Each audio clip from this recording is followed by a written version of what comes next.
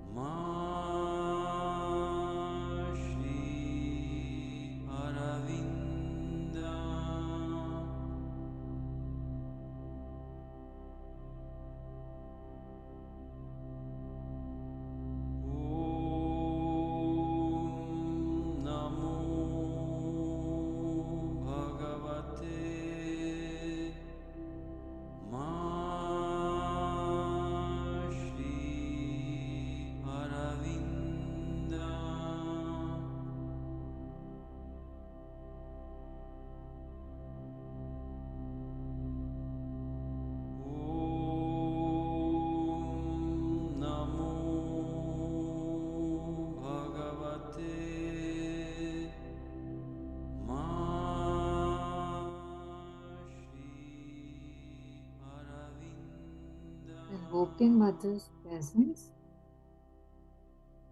and hoping to drop our inhibitions, have the courage to look beyond our limits and learn more how to further expand ourselves through the teachings of Mother and Sri Aurobindo. Welcome to the study circle. Good morning and good evening. Namaskar. Namaste. So last time we did complete the psychic education, what we wanted to actually cover. And so we had covered the points. I think there were 8 points with the central theme being that, to sum up, never forget the purpose and goal of your life. The will for the great discovery should be always there above you, above what you do and what you are, like a huge bird of light dominating all the movements of your being. So just wanted to recap with this last summary statement, and I had shared this on the group. Yeah. So for today, there was something that I found on the ego, and alternatively, there was also, we had discussed that we might go through the sunlit part, like some passages which would be more relevant. So there is, this section, because there are a lot of questions about how to do this, what to do that, and like the others are involved. So there is this section. I'm so sorry, I'm moving this thing quite fast, looking for the index. So there's this section on other persons and forces, which answers, a lot of questions about how to deal with other people and how are you supposed to take things. So we can take this or the ego. Any suggestion, preference?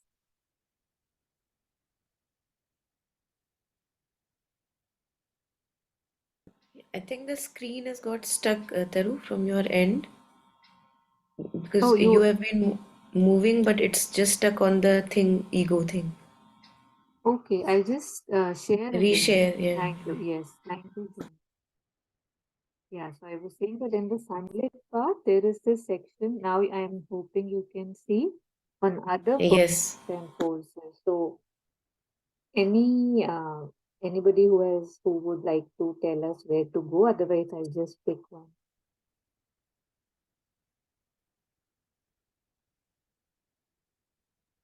So what is it we will cover in the sunlit part?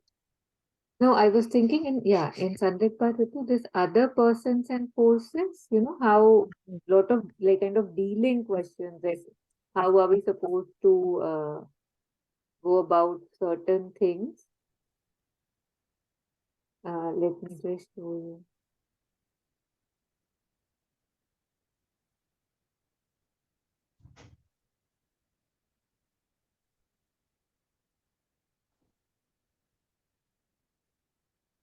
So, other persons and forces. So the passages are others are a mirror.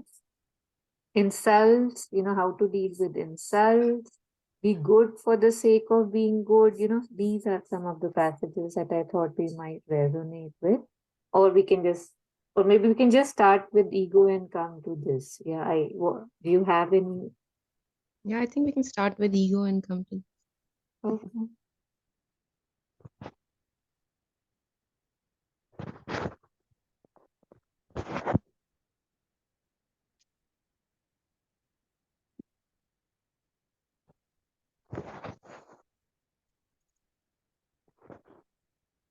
Yeah. I'm hoping that we can see this. So before that, there were some lines, but we can start from here. Basically, here there's a distinction between egoism and ego. So if anybody can unmute and read a few of paragraphs, we can take the. The question here seems to be more about egoism than ego. Egoism is a relatively easy thing to correct because everyone knows what it is. It is easy to discover, easy to correct if one truly wants to do it and is bent on it. But the ego is much more difficult to seize because, in fact, to realize that the ego is one must already be out of it,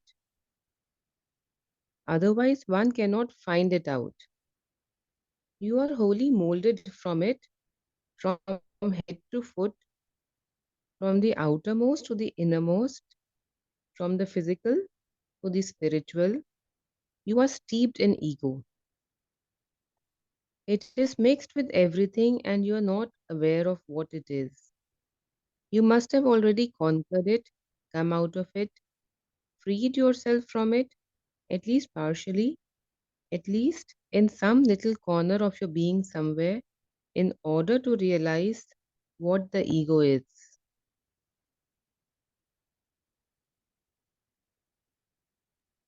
Yes, thank you. I mean, it's just building up for the next passage, the next paras, but basically, we all know, right? Like it's so when we see somebody who's like, we say he's full of it, right? Like, so so I don't know what word, it's not coming to me. We can use pompous, or when everything we feel is, some people believe, or sometimes we feel everything is revolving around us. I mean, we all feel it to a certain extent or to a large extent, and yet some are much more vocal about it. So then we can clearly identify mostly the arrogance. Arrogance was the word I was looking for. So egoism, how it's shown, it's easy to correct. That's what I can understand. But the ego is much more difficult to seize because, in fact, to realize what the ego is, one must already be out of it. Otherwise, one cannot find it. So if our center of operation is ego, and then I say, I want to conquer the ego, then it's very difficult, right? So that's what it's being said here. That you have to step back, and that is why I think mindfulness, stepping back, seeing things from a little distance, it makes things easier. We are able to see facts and not get, totally astray with emotions and situations. If we can take one step back and see things from a distance.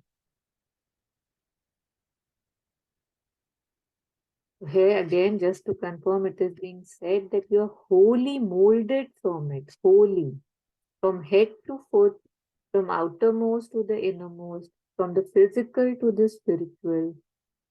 You are steeped in ego. It is mixed with everything, and you are not aware of what it is. And it's again repeated that you must have already conquered it. You have to be able to free, or at least free yourself from it, at least partially. in some corners of your being in order to realize what the ego is. Yeah. So, welcoming any thoughts or reflections before we move ahead.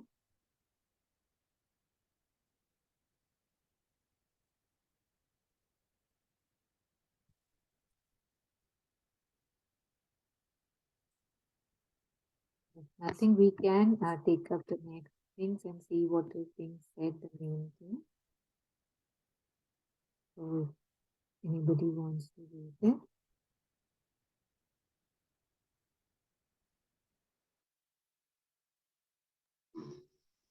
Yes, ma'am. Yes. So, uh, the incarnate word, the ego is what helps us to individualize ourselves and what prevents us from becoming divine. It is like, yeah, it is like that. Put that together and you'll find the ego. Without the ego, as the world is organized, there would be no individual. And with the ego, the world cannot become divine. It would be logical to conclude, well, let us first of all become conscious individuals and then we shall send away the ego and become divine. Only when we have become conscious individuals, we have grown so accustomed to living with our ego that we are no longer able to discern it, and much labor is needed to become aware of its presence. On the other hand, everyone knows what egoism is. When you want to pull everything towards you and other people do not interest you, that is called egoism. When you put yourself at the center of the universe and all things exist only in relation to you, that is egoism. But it is very obvious. One must be blind not to see that one is egoistic. Everybody is a little egoistic, more or less. And at least a certain proportion of egoism is normally acceptable. But even in ordinary life, when one is a little too egoistic, well, one receives knocks on the nose. Because since everyone is egoistic, no one much likes egoism in others. Yes, Jagan, thank you.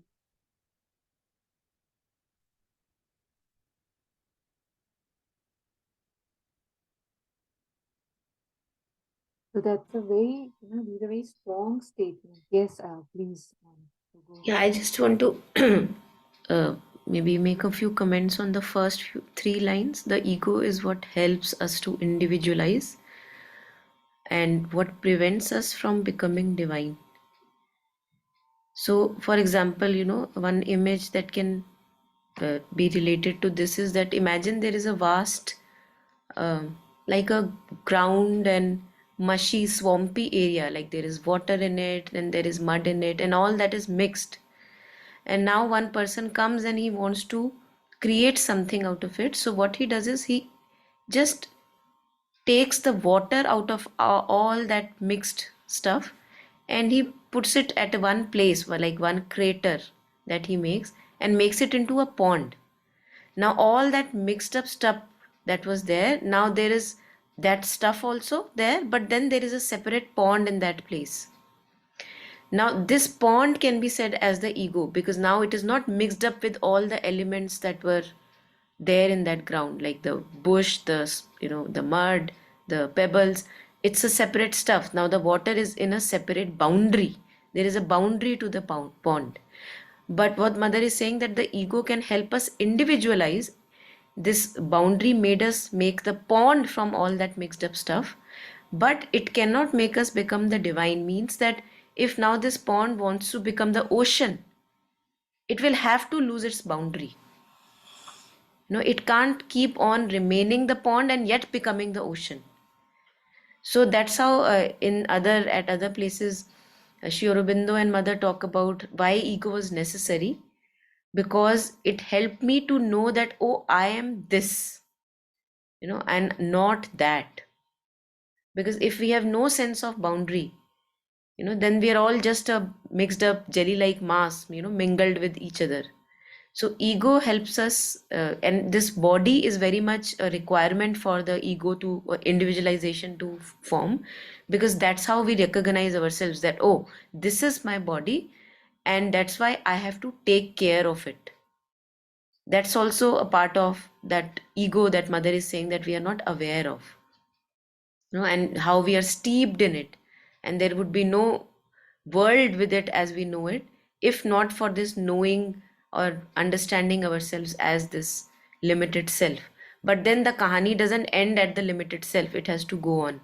So once I claim myself as the limited self, then I have to let go of that claim, and then that's why further journey towards divine man or whatever, further journey of surrender has to happen. So we can't just keep sticking that, no, this is me, this is me, I have to protect myself, I have to protect my beliefs, I have to protect my opinions. So that boundary can't be there forever.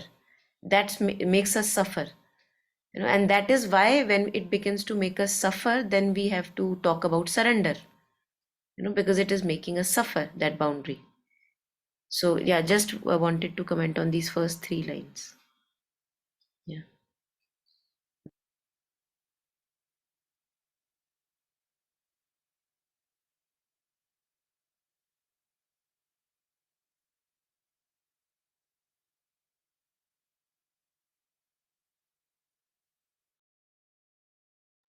Yes, thank you so much.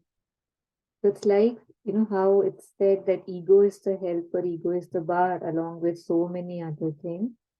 So first, when I'm living as a mass, right? Like how they say dhela, that's how everything is just stuck and you're just following whatever everybody is following, just doing what you think should be done and not following any inner voice, inner truth.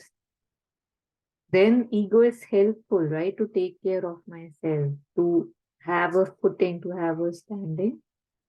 That, and then when one realizes, okay, this is what I am, and one realizes one's limitation in that form. The first I am like nothing. Then I say, okay, I am this. And then when that this also feels that why just this? Then it has to be given up and one has to realize that, oh, I'm so much more. So it's, yeah, a very good visual that you had created. And I think that's why for with teenagers or young adults, we can't talk about ego. It's not good to talk about ego with them, because they are at a stage where they are forming the ego. They must form the ego. So they must, like you were sharing, that yeah, society is saying whatever it is saying, but what do you want? What do you want to pursue in life? What do you want to spend time in? So that is where we become rigid with our opinions a little. So that rigidity is required at that teenage or young youth, youth level. And that's why slowly, as we have lived enough with that rigidity, and then we begin to find complications in our relationships, because that rigidity is making us suffer. Or maybe at workplace we find some challenges. Life is, just something is missing in life, and that something is missing is a call towards this giving up of the ego slowly. Yeah, so it cannot come prematurely, and that is why if we see that most of our sessions are, you know, not for young adults, because at that stage you have to find out who you are, what you want to be. Society may be saying anything, peers may be saying anything, your parents may be saying anything, but what do I want? So that's very crucial step in the process. Yeah. Yeah.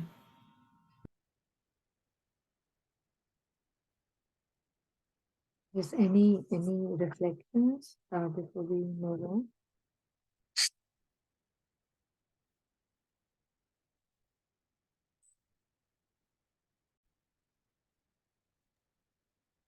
So, when Monica ma'am was sharing about the pond example, and you know, the pond, unless it doesn't cross the boundaries, cannot become an ocean. If I'm sorry if I misheard that. So, what are the, as simple as it, I think that's a very straightforward way of putting that. In order to, raise above the ego, in order to expand oneself, those boundaries need to be taken away. But what are the hurdles, like, um, what are the internal and external hurdles one needs to overcome before, uh, having a certain control of ego? And so, I'll support my argument with an example. Like, let's say I and my friend have a have an argument, and uh, from my side, I think I am correct, and he thinks the same. And after a while, I realize that, maybe my friend is correct, I'm incorrect. And then I go on to apologize. So here I am putting down my ego. But then when my friend thinks that because I am weak, that is why I apologize, or maybe because, because I cannot be without him, that's why I apologize. If I think that he is going to think about me like that, then I take a step back again. So here I want to come out of my ego, but then I am again back in my ego because I am expecting something.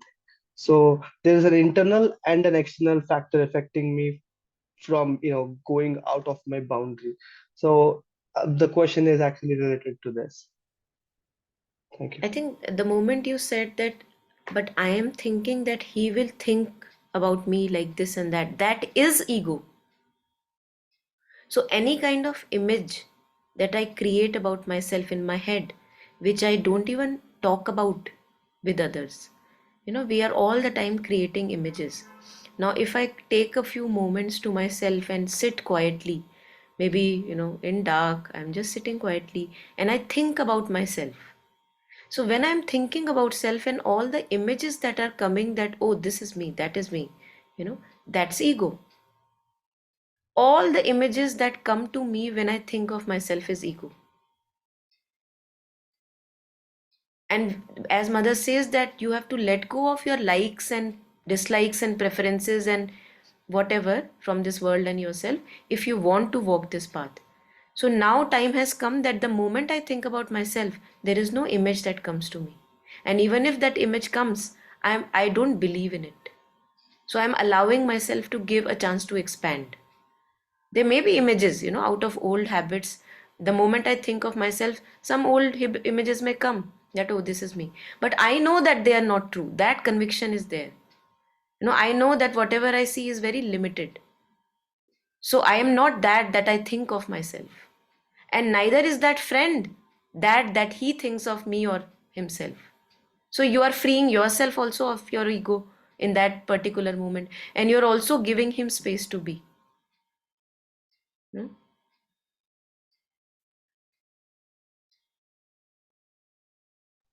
Thank you, ma'am.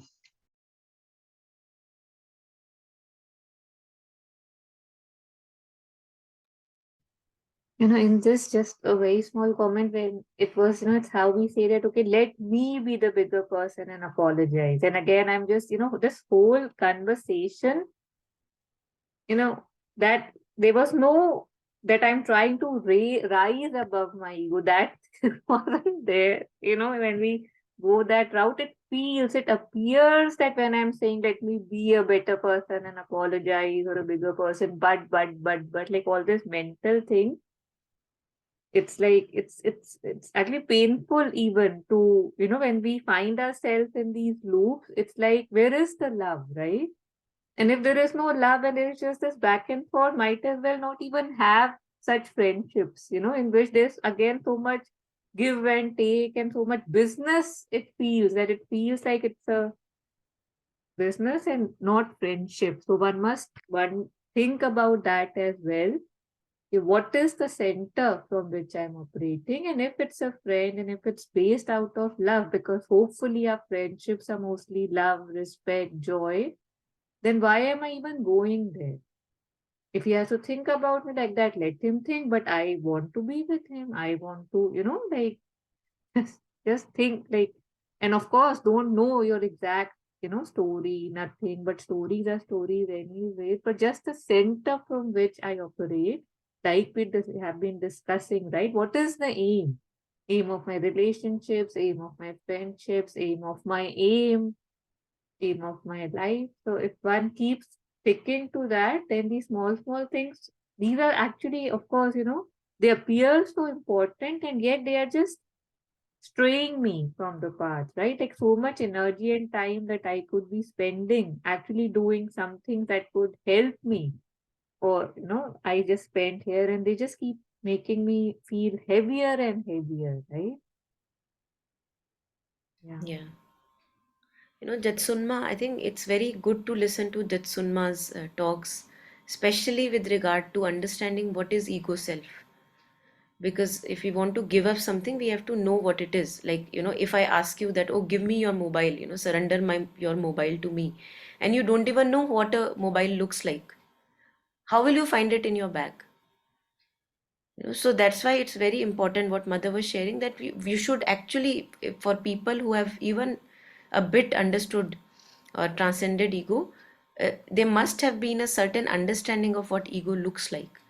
So with Jetsunma's talks, it helps very much, because she tells in very through very very different examples. As for example, we are interacting with a person, maybe for the first time, or for umpteenth number of time, and we have an image of that person in our head, and when we have an image of our own self in our head, either superior, inferior, or I am this and he is that, or she is that.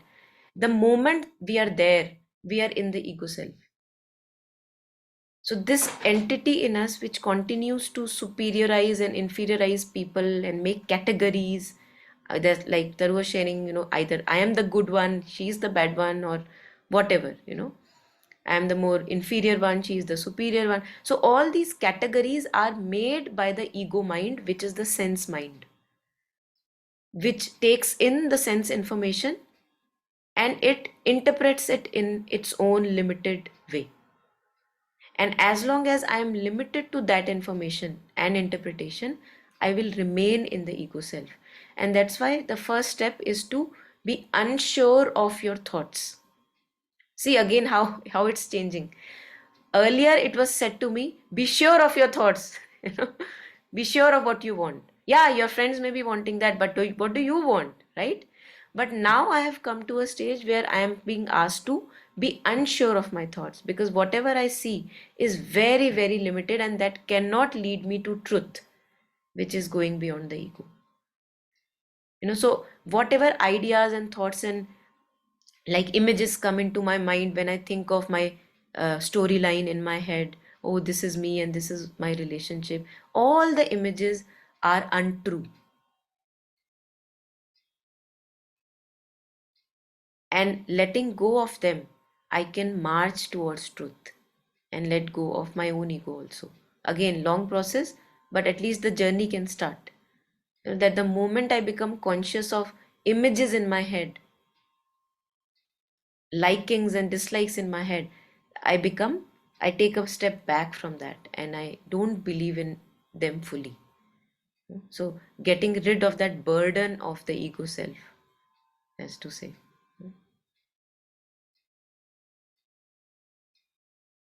Like Kabir uses this in one of the couplets where he says that man tu samajh ke laad ladaniya. No, it is the other one. Um, Kabir का घर शिखर पे और सिलहली सी गैल, यहाँ पाँव टिके न पपील का, क्यों मनवा ला दे बैल. So he says that Kabir's house, which is like free of all these burdens, is on a peak, like pinpoint, and there even a ant cannot place its foot rightly. So narrow it is. And how do you think with so much of burden in your mind you can walk that path? So we can't walk the path of truth with so much of burden and likes, preferences, dogmas, ideas. We will have to drop them off. So he's saying that kyo manwa lade bell, as if you're loading a bullock, in your mind and wanting to be on that peak. where one has to be totally naked without any images in the mind. So that's how we have to strip ourselves of images every moment, because the moment, one moment I may be without images, the next moment I pick those images again. We keep doing that. So to be vigilant and conscious that one is trying at least, to let go of images in the head. Yeah.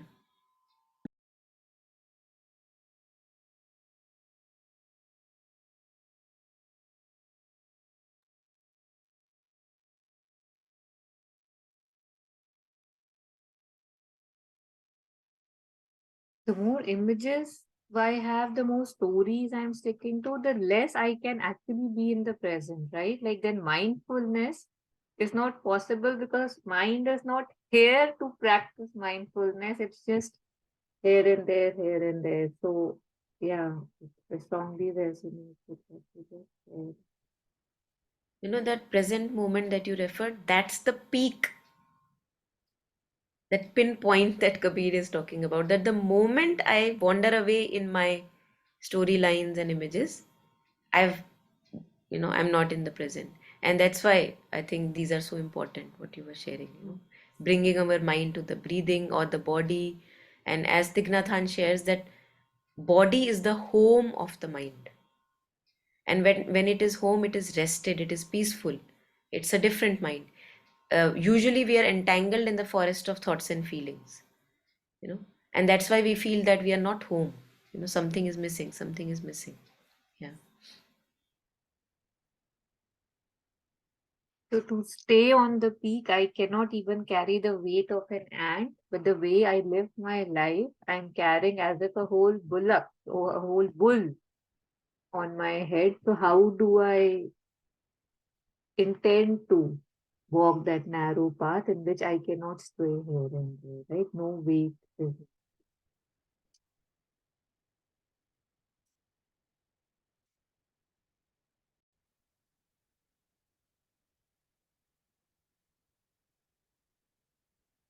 So just going through this. So the ego is what helps us to individualize ourselves and what prevents us from becoming divine. So first, and you have already covered this, it is like that. Put that together and you will find the ego. Without the ego, as the world is organized, there would be no individual. And with the ego, the world cannot become divine. So it has a purpose, and yet there's a time that we have to see how it's limiting. So it would be logical to conclude, well, let us first of all become conscious individuals, and then we shall send away the ego and become divine. Yeah, so very reflective and important statement. And something that was shared on the groups yesterday or today by Dhavalji. Again, it was very analytical but very nice. When I just read it, I don't know if it's related yet. Still, it came to me. What was it that uh, dash is equal to consciousness and mind? What was equal to consciousness and mind? That thoughts mind is equal to what? I What didn't was the check it out. equation? Okay. Mm. Yeah, so basically, it said that for consciousness, the thoughts have to be deleted from the mind. So mind is made up of consciousness and thoughts. So if we do move things around, then consciousness is equal to mind minus thought. So when my mind doesn't have thoughts, we speak about stillness, we speak about that concentration, right, within ourselves. When I'm not anywhere, then I'm conscious. So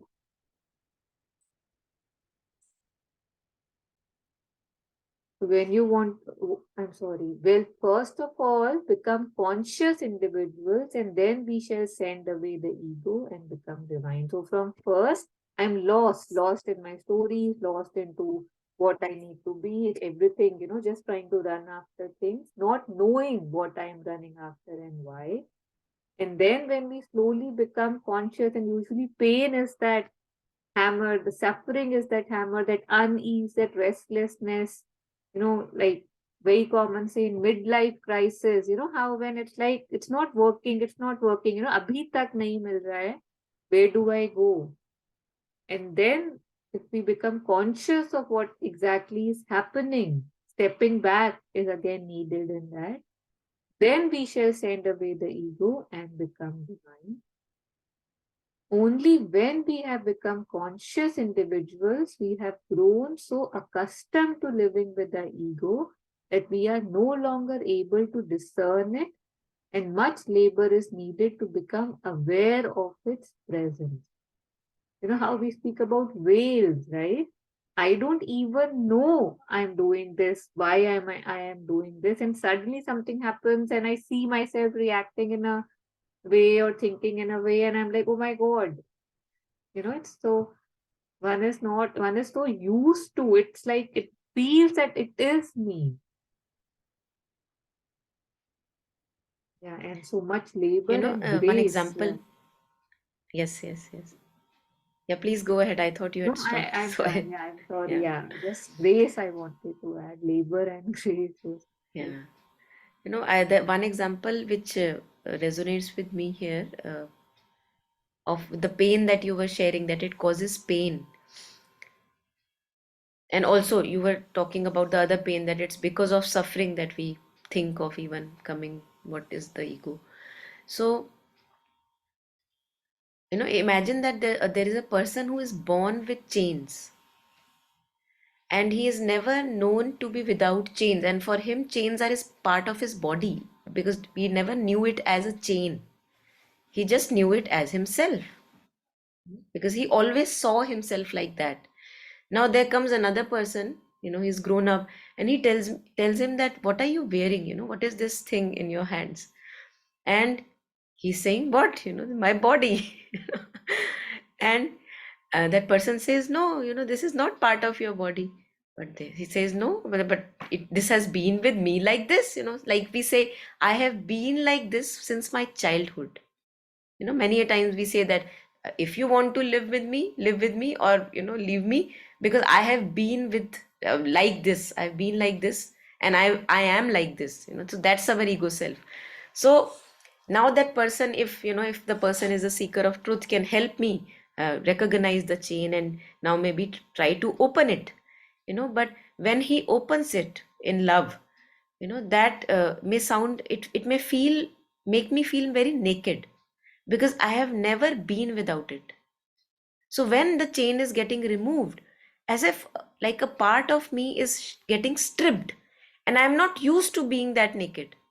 So I ask him, no, no, no, please give it again. And I wear it again, and that's owing to my familiarity with living like that.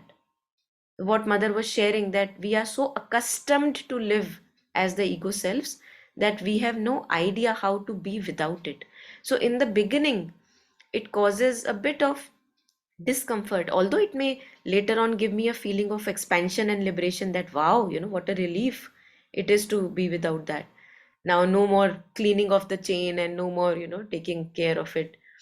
But in the beginning, it does cause discomfort to us, because only reason is that we are so familiar to be with that chain, and to see it as part of my body, that when it is getting stripped, I feel uncomfortable for some time, before I get now used to a new way of living, where it's fine, like without the chain, and I'm enjoying it. So before that enjoyment comes, there would be a period of discomfort, that what's happening with me, I'm getting stripped of my own self, as if it appears. Yeah.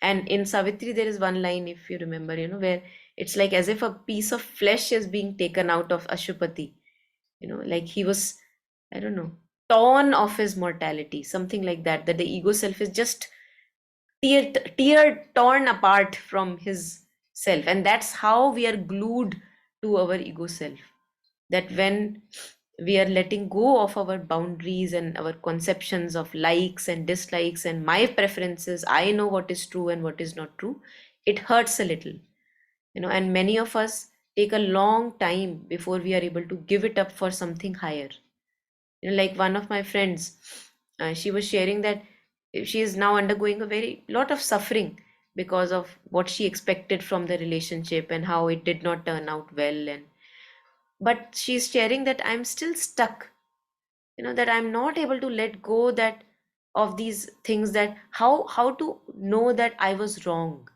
that all the images that I was holding on to, they were untrue. So that's our stubbornness, that we take time to leave, uh, before we get onto something more expanded and liberated. Mm. So she's still like struggling with that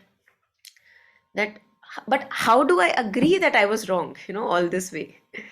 And we have to see that it's not about wrong or right, it's about, do I want to be what I can be, which is my birthright, which is this liberated self that is a birthright for each one of us? Or do I just want to keep living as the ego self and want to be right, right, right, right, and in that I just lose half of the life? And we do that, we lose so many years in wanting to stick to our zid and stubbornness, that no, I was right, and how can I now step back, because then people will think that no, you know the way I followed was not maybe the right way. Yeah. So it takes time and it hurts, but it's a auspicious kind of a hurt. Yeah.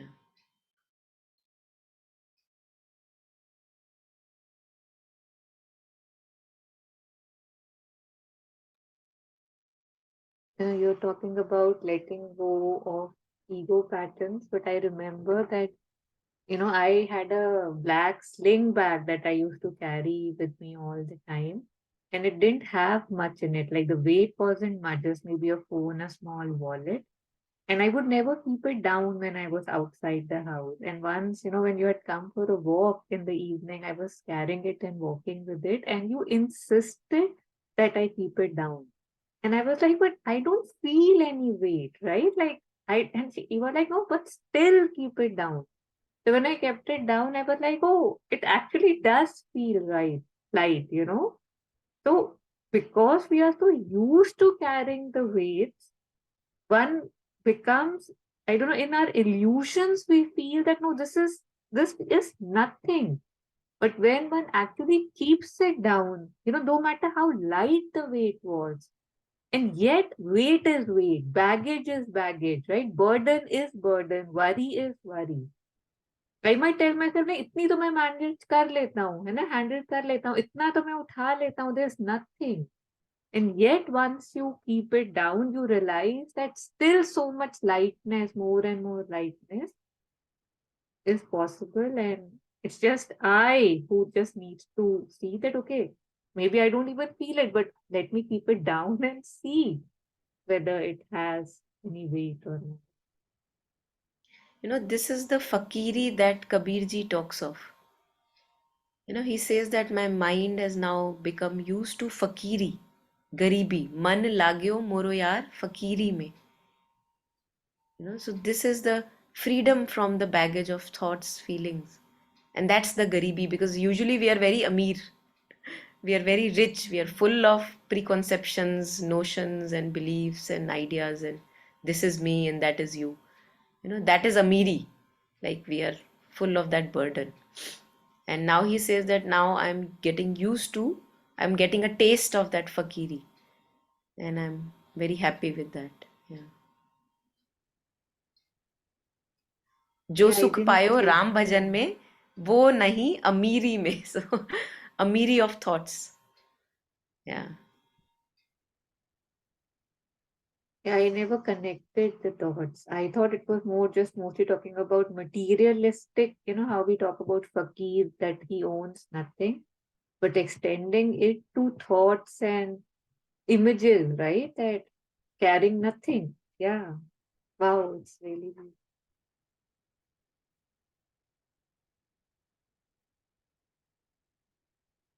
Yeah, I'm surprised Sham has not asked for both of these couplets that you have mentioned. He's the first one to message that can you please type or send. Maybe it's too early for him to have these requests. Yeah, hi Sham. Yeah, hello. Yeah, I was trying to assimilate all that you people were discussing and talking, and I was trying to find meaning, so that's why I kept quiet. No, you usually love Kabir couplets, na? So I was just pulling your Yeah, leg. Kabir couplets I Apologize. love, but I don't remember any. बस इक्का दुक्का ही याद है. Yeah. एक ये वाला याद है, गुरु गोविंद दाऊ खड़े काके लागू पाए, बलिहारी गुरु आपने गोविंद दियो बताए. एक ये याद है. और नहीं, एक और है ये, कबीरा सी पर समंद की तै रटे प्यास प्यास, आशा एक जो रात राम की दूजी आस निराश. एक दो कपलेट ही मुझे याद है पूरा कबीर का. बहुत सारे कपलेट पढ़ता हूँ, सुनता हूँ एंड भूल जाता हूँ. ये बहुत अच्छे याद हैं आपको. बस थैंक दो यू ही फॉर याद है. शेयरिंग. क्या? Even one, if we can remember and actually live by, that's enough. It's just our own, I think it's ego for us and entertainment to know more and more and get more rasa out of it. Otherwise, actually, to make use of it, one is enough for a whole lifetime to practice. और एक और था कोई, I don't remember, something like that. उसने कहा था, कबीरा कहे दिन गुजरन गरीबी में, something like that. I don't remember, half of it only. Okay. I don't remember, sorry. Yeah, you can share it on the group if you would like to. Yeah. Thank you. Okay.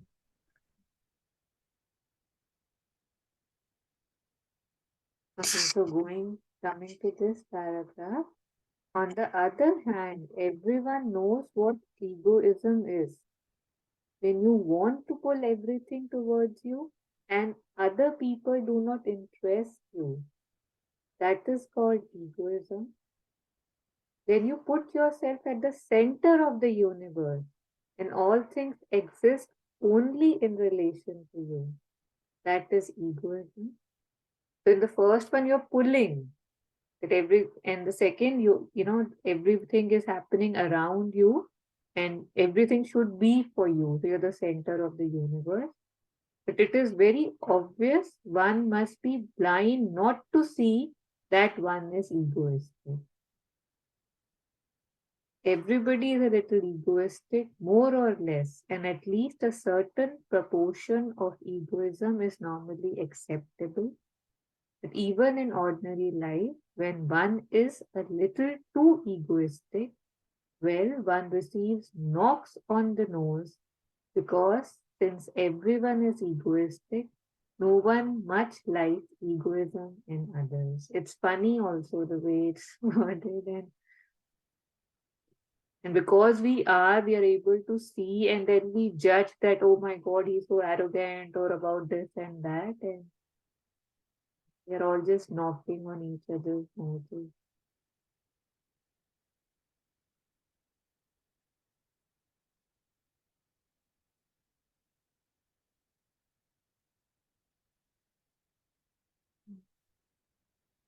So this, I think, is very simple. I don't think we need to stop here unless there's anything from anybody. So we can pick up this next para. Anybody want to read it for all of you?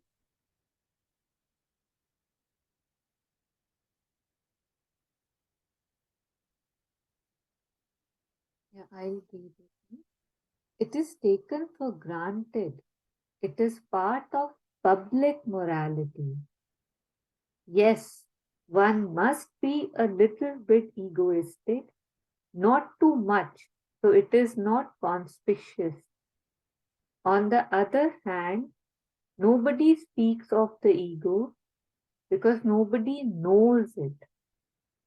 It is such an intimate companion that one does not even recognize its existence, and yet, as long as it is there, one will never have the divine consciousness.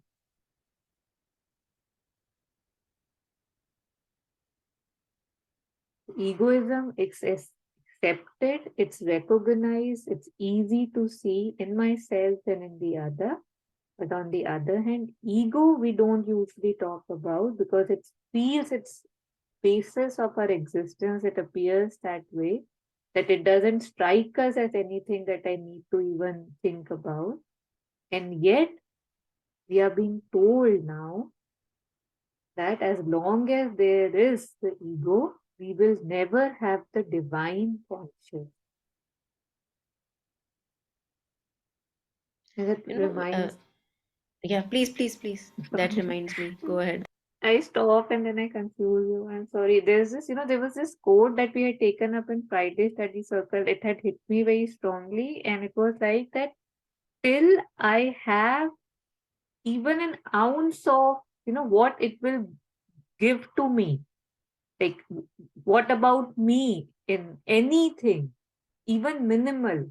So then those actions or that movement or that initiative can never bring me purity because there is this I involved. There is this thing कि मेरा क्या, but मैं, although इतना दिखता नहीं है, and yet that small voice even. So then that thing is there that, yeah, that's all I wanted to share. And that I was paraphrasing, it was said in a much beautiful word. Yeah. You know, I lost thread, but it's okay. It was nothing very important. I just was just commenting upon this. But this was nice, yeah, that as usually whenever we are interacting with people and either we are at workplace, it's always about मेरे को क्या मिलेगा. Always about. In fact, we call those people dumb, who are just acting out of their intuition that अबे तेरे को इससे मिल क्या रहा है, what are you getting out of it? So it's very, I think it's very good to be with that would I still do it even when I don't get out of it anything? Then that would be the right thing to do. Intuitively knowing that this is true and this is right and this is where I must be right now. And moment to moment, then one can be guided actually from within. If we allow that. Yeah. That हाँ नहीं मिलेगा, but I know that this is uchit, this is right for me to do. Yeah.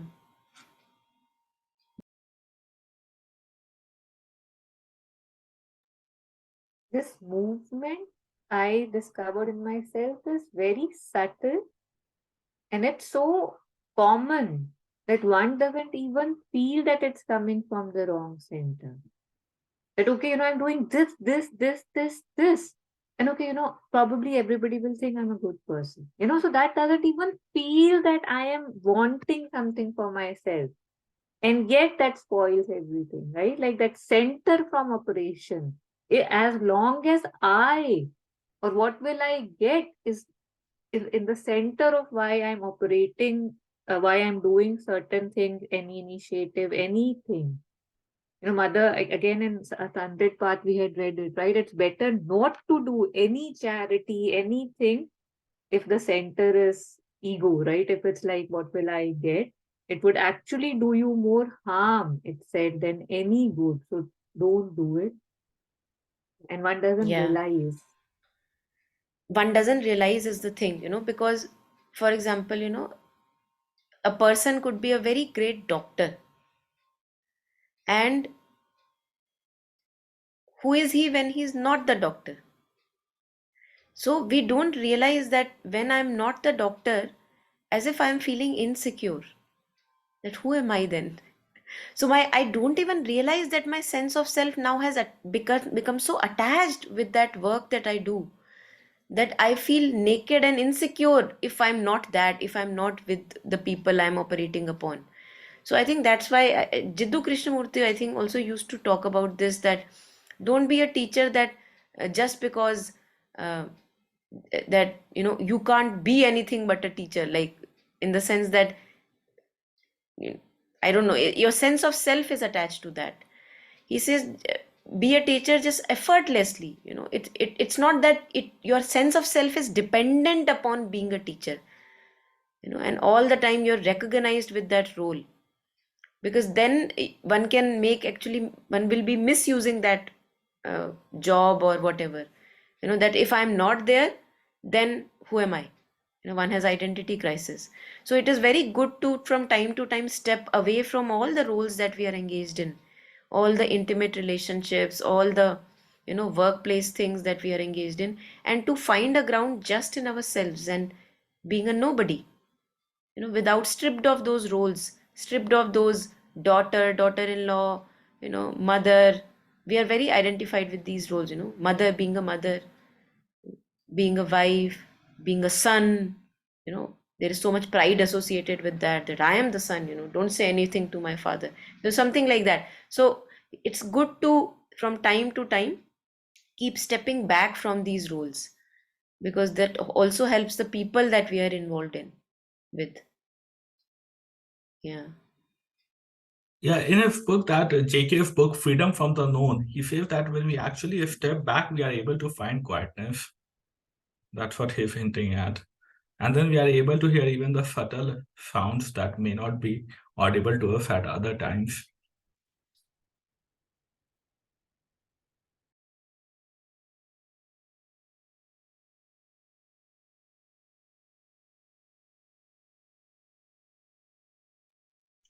Ma'am, this topic, I thought it's going to be an easy topic, but I'm finding it hard to understand and finding it hard to get one singular answer. Because in one way, it is said that, ego is the bar, ego is the helper. But also, it is said to step back sometimes to find that peacefulness. So, you know, I find that some people are able to, put their ego, like, channel their ego into their craft, and and from a from a second person's perspective, it feels like, this person is so egoistic, but that ego itself is the driving force of the first person. So, um, Mike Tyson, he's a boxer. During his early time, during his early ages, in many interviews, he would say that, I'm the best in the world. There is nobody who can defeat me. There is, like he has a speech, no Sonny Liston, nobody can defeat me. I'm the best. Nobody can step with me in the ring. And he actually walks the talk. He actually walks the talk. So whatever he says, he does it. But then, so here I think, oh wow, this guy is, ego is a helper for him, because he's able to translate that ego into action and perfect his craft. But then, he never came out of it. His mind was always inside the ring, and he, even outside, he had the same mentality, and his life was a total mess because he was always a fighter inside and outside the ring. And I'm really scared when I say this, that when I say ego is my helper, it is a danger. It is as much as it's a very good helper, it is also a dangerous helper, in my opinion. And ma'am, how does one learn where to pause the ego and step out of it, and where to play the ego and put it into action that is actually productive? Thank you. I think if you extend his life, say, for example, Mike Tyson, okay, maybe he lived, I don't know how many years he lived, 60, 70, 80, right? If you extend his life and say he would live till 200 years and still healthy and not like how we become in 200 years, you will see that life will give us experiences that we will be compelled and forced to let go of that rigidity that so far had helped me. Now, the psychic being is not dying, it is still continuing, the soul consciousness continues. So whatever he had, the experiences that he had to accumulate or assimilate in this lifetime, that was his journey, he did that.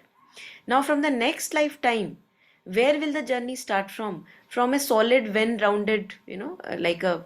So, this is how the psychic being matures through lifetimes of experiences. So, I would say that you don't have to need any fear at all, because we are so much taken care of that there is hardly any need. If Hitler can come and go, if other people more cruel can come and go, and they are still taken care of by Ram. I mean, we don't have to really worry about that at all. And why? Because psychic being needs all the different kind of experiences, and there is not. See, for us, it is good and bad experience. For psychic being, it is not good and bad experience. An experience is just an experience. So in this life, I may get murdered. We will say, oh, so bad, what tragedy happened, whatever. But for psychic being, it doesn't matter. It knows that it is immortal. How does it matter? In one life I'd get murdered, in the other I beg, the other I be the king. So Sri Aurobindo says, if you read, very clearly he says about rebirth and all these things, that it's through these experiences of various sorts that the psychic being ripens. So, for example, Mike Tyson, if we continue with that example, we can see that maybe in the other life, his psychic being decides that, oh, now in the earlier life, I had lived like a genius or whatever, egoistic fellow, although a genius. Now, in this life, I want to be like a servant to someone. And he takes that kind of a role and particular position where he is a servant. Now, forget about the Mike Tyson. Of course, some characteristics may still remain. Something solid, that the assimilation happened. That solidity, like Champak Lalji was, he had been, I think, one of Claude Monet, one of the famous artists, French Revolution. So, in his life here, without any training, he had a very penchant for art, and he knew how to draw well. So these kind of things may still remain, but the experience now will be totally different. Now he is serving somebody else. Still the connections may be there, as mother says that you have been connected with us from very many lives. So, and like, I think Sri Aurobindo was sharing that in one of the lives, yeah, Leonardo, so Sri Aurobindo was Leonardo da Vinci, and Francesco, I think, if I'm not wrong the name, Francesco was a person, a boy, a young boy who was very much in love with Leonardo. And it was actually Champak Lalji, if I'm not wrong, because in this life also he just wanted to serve. Like in that life, the boy just wanted to be with Leonardo and serve. Although Leonardo said that, no, you are too young, come later or whatever. So in this life, again, Champak Lalji just wanted to serve Sri Aurobindo, nothing else, nothing doing. So this is actually complicated, and there is no little single clear black and white answer. You are right. But we have nothing to fear, because we are taken care of. There is no other destiny but the divine, even for a Ravan. So what am I to be afraid of? If Ravan can be taken care of and Hitler can be taken care of, you know, but just the sincerity that I want to do something good with my life, I think that sincerity will lead us to the right path. Just this sincerity is enough. Yeah.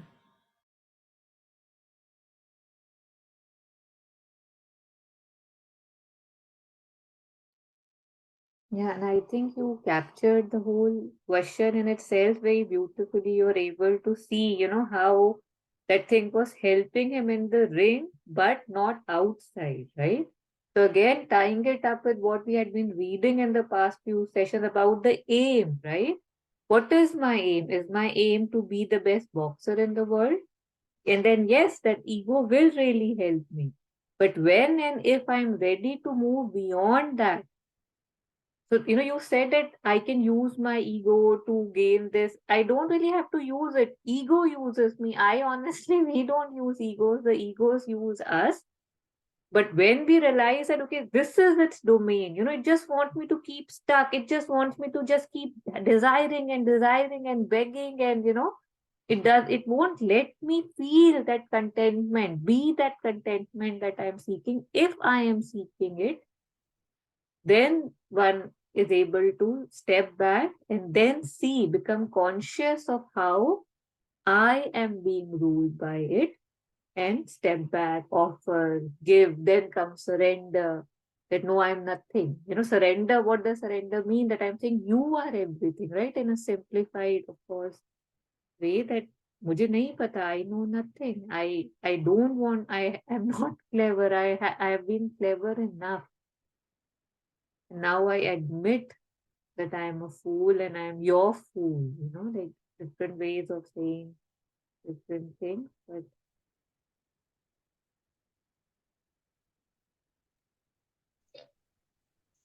Ma'am, when Monica ma'am finished that thing with Ravan, the thing that struck me is Ravan is also a very he was also a scholar. He was also a very good fighter. But what made the difference between Ram and Ravan is Ravan couldn't handle his ego, whereas Ram could.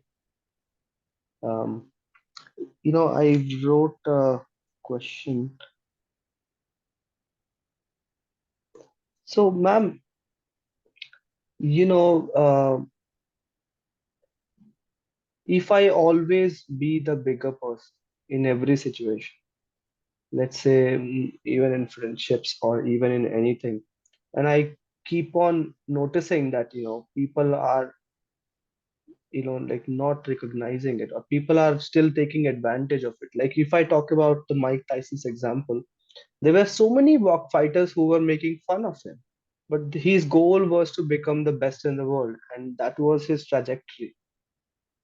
what is uh, what is an average person's goal, that he can you know he can put a deaf ear to all the opinions and just be a bigger person all the way around?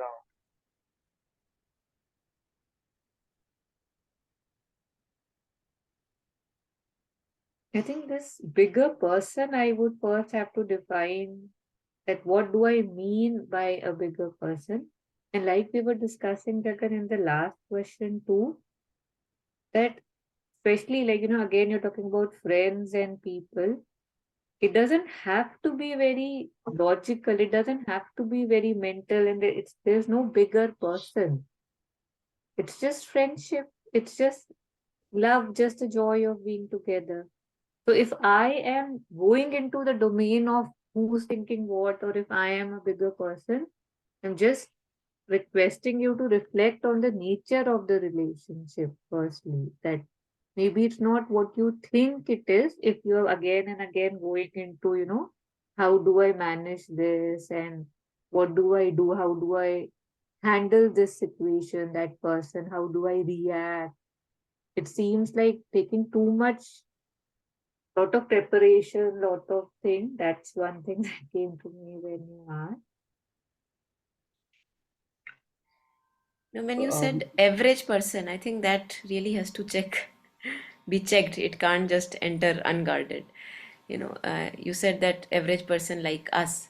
Now, what we do to us is this. This is a torture that we do. First, we make ourselves average persons. Then when we have gotten too identified with that image of an average person, then what am I trying to do? Because we can never be satisfied there, wanting to be a bigger person or wanting to be something special. Why are we craving for wanting to be something special? Because inherently we are special. Each one of us is very unique and yet very ordinary. So each one of us is very ordinary, yes, average person, and yet we are, each one of us is a potential genius.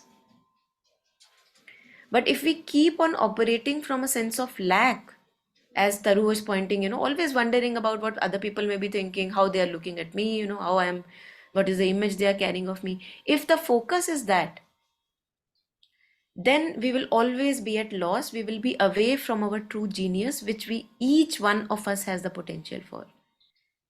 Each one of us is a unique permutation and combination never found on this earth again. How beautiful is that? Because the talents, abilities, uh, the skills that you have, No, four of us may have. And no, four of us forget. Billions of us. There is only one Jagan, for example. But that Jagan you have to find, na? You have not yet found that Jagan. And same for us. So why are we craving for that specialness? We are craving for the specialness that it has a purpose. That craving has a purpose. Because we want to come back home to our true self.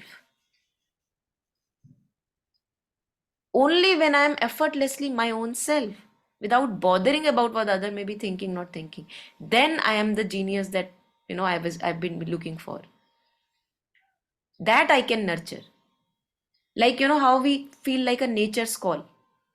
Now, if you have a nature's call, you would not be asking your mother, father, wife, bacha, shall I go? Or do you think I should go? What do you think about it? All these questions will not come to you. Why? Because it's nature's calls. You can't do without it. So when our life becomes so precious to us that forget about others, not that others may go to hell, but I have long enough given all these importance to all these images, in my head and in their head. So now I'm going to follow, without which I just intuitively feel that this is right for me. That stand, that responsibility has to be taken. No matter whether others are standing, staring at me or not staring at me. How does it matter if I want to go attend to the nature's call and you're waiting? Oh, only when 10 people look at me, then I will attend to the nature's call. How dumb. Then it's not nature's call. So nature's call is something like who I really am. Who I really am, I am, and I will be, I want to be. Whether people look at me, not look at me, give me galia at times, it doesn't matter. It is not that they go to hell. Again, I am saying it's not in arrogance. It's just that I want to nurture this self that I've been gifted with. We have to dig it out. Mother says, psychic being, we have to dig out. So my true self I have to dig out. And now why will I dig out? Not because of others.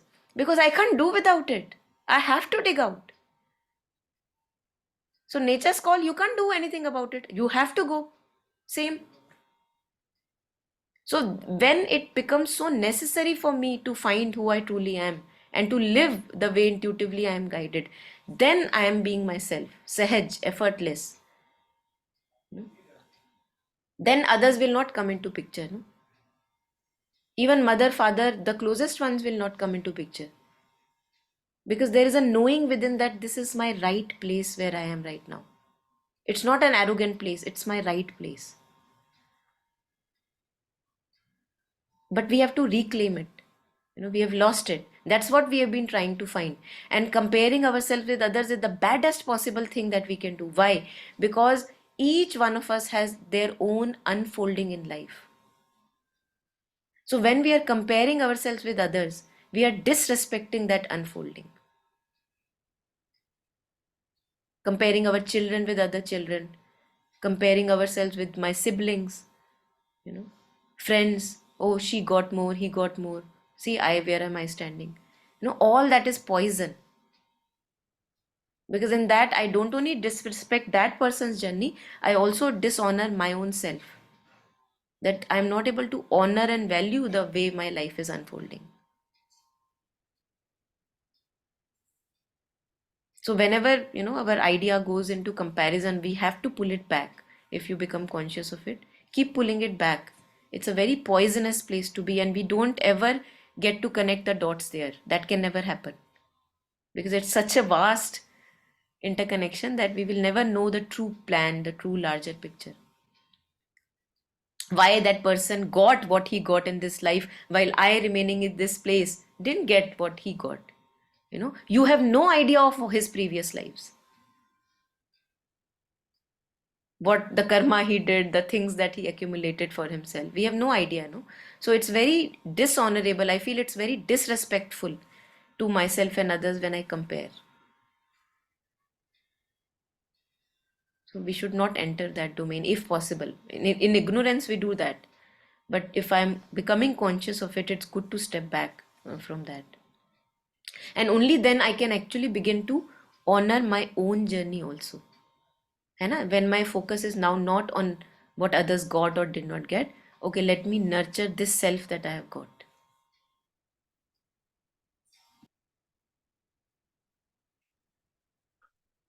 You know, ma'am, this topic, you are explaining it so effortlessly, but I am actually struggling to understand the entirety of this because it feels like my organic chemistry in 12th. Um, I'm just not understanding it entirely.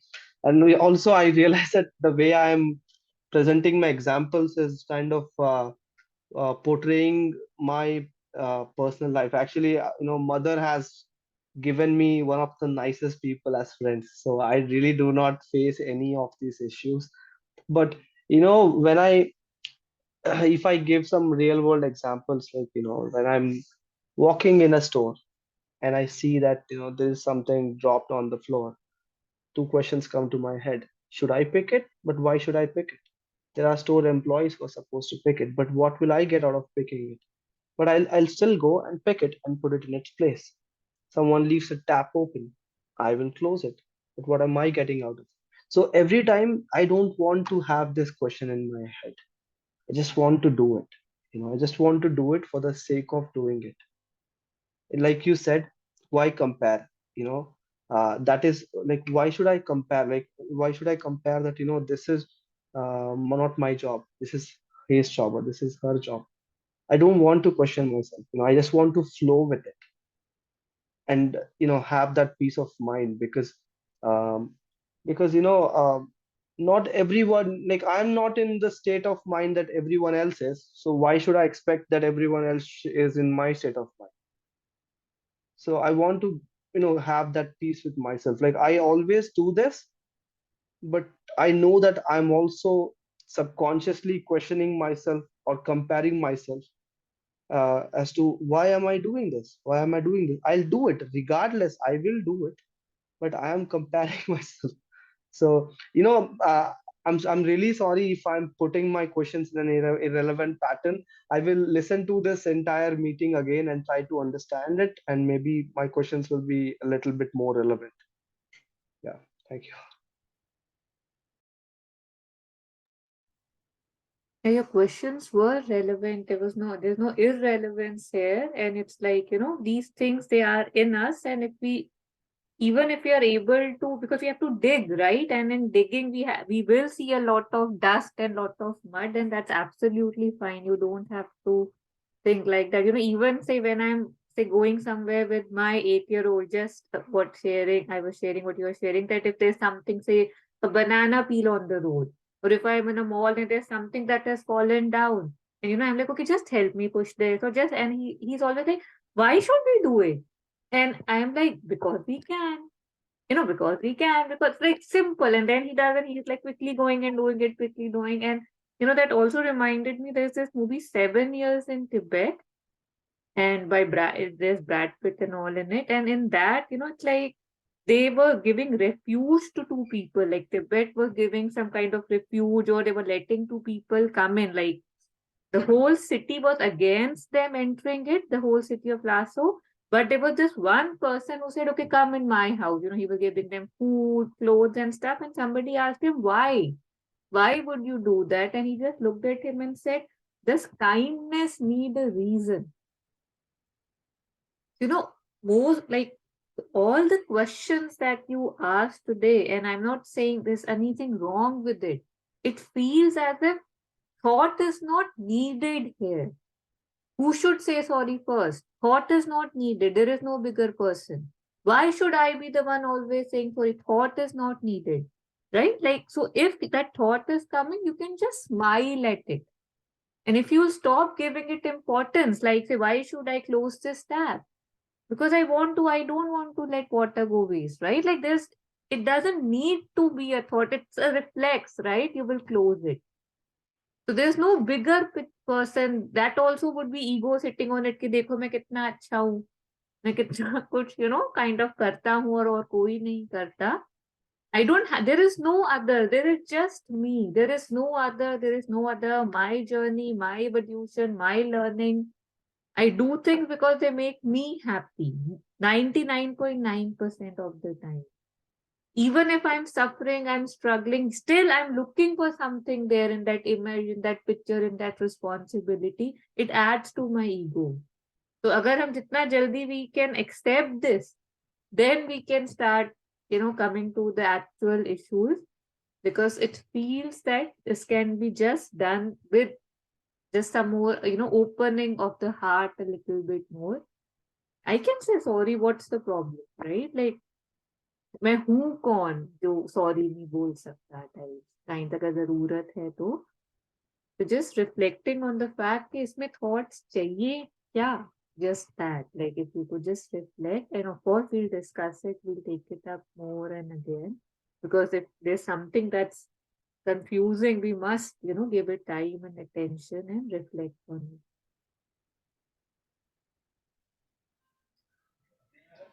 Also what Jitsunma shares, that once, the people were asking her many questions. If you remember, and she's like made a movement like something like this. And she said that just quieten your mind, give your questions to yourself, and you will know. You will know. Otherwise, there is no end to these questions. So I think that also is a part of our process. That apart from reflecting together, we also have to quieten down the mind, tame the mind, and give these questions to our own deeper self. And we know then, all of us have those experiences. But we have to, that's where perseverance come. That not to become too restless about it. And okay, yes, I know I will in time, these answers will reveal themselves to me in the way that is meant for me, because for every person it would be different. So also to give that a little time, because too much, I think we have to make a balance between too much churning and also a bit of silence. So too much churning leaves everything agitated. So churning plus a balance of silence and quietude, then again reflections, and then a balance of quietude. So that is what, again, that's very individual. It's not that uh, there is one formula for it, but just only churning. you know Jetsunma had shared in one of the videos very beautifully that towards the end of the talk somebody asked many, like, who am I, why am I here, something like that. And she didn't answer that question. She said, no, I'm not going to answer it. you know make your mind quiet and give your questions to yourself, let them go deeper, and wait. That's also a very beautiful, way to connect with oneself. Yeah. And many a times we see that, oh, the question that was so agitating me and burning me a few days ago, that question itself has disappeared. I have not gotten any answer. The question is not valid anymore. होता है ना, मतलब काफी बार होता है वही question जो आपको एक हफ्ते पहले इतना बर्न कर रहा था, अब वो क्वेश्चन वापस आए आपके सामने, कुछ नहीं हिलेगा आपके अंदर, as if something, again what Taru was sharing, something got resolved. We don't know how, just got resolved. So mystical, some leaving some space for mystery. Yeah.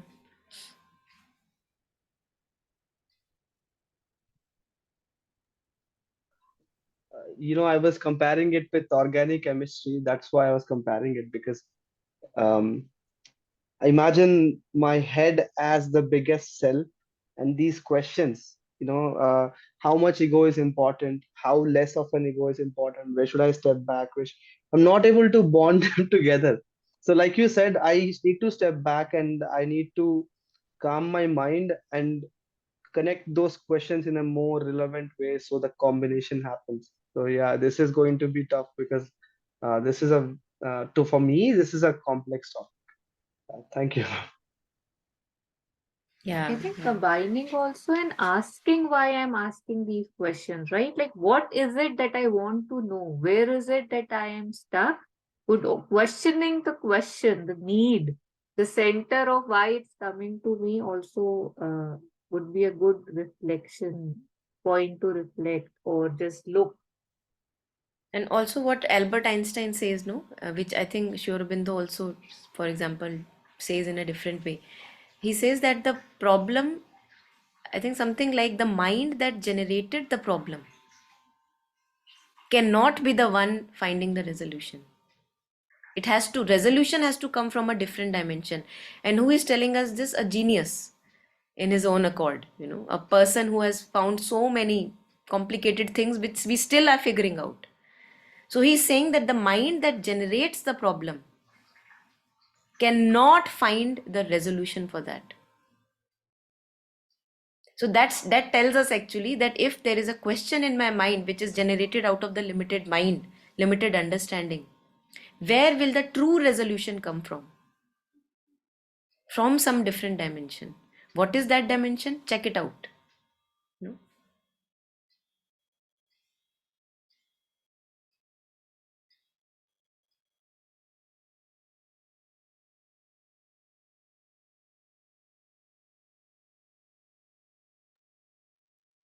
I think we'll end here today and continue with the discussion on ego and egoism next week. So before we end, just taking a pause, thanking Grace to have this opportunity to have such sessions and discussions for all of us. They take us towards simplicity and expansion, hopefully, and sharing the merit with everybody and praying that may all beings be well and all beings may they be truly joyous, happy, and at peace.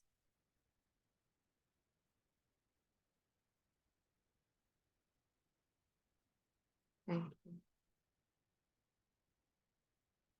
Thank you. Thank you. Thank you.